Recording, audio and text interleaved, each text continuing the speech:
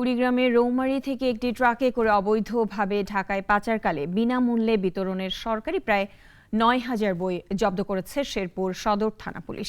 এ সময় একজনকে ঘটনাস্থল থেকে আটক করা হয়। তার বাড়ি কুড়িগ্রামের রৌমারী উপজেলায়।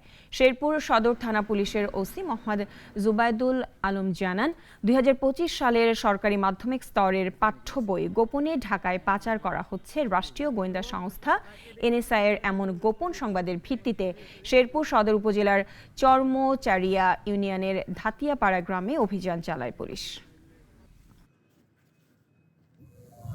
এই বিনামূল্যে বিতরণের জন্য সরকার কর্তৃক প্রেরিত এই বইগুলো আসলে দুষ্কৃতিকারী কর্তৃক পাচার হচ্ছিল, যেটি আমরা আটক করেছি।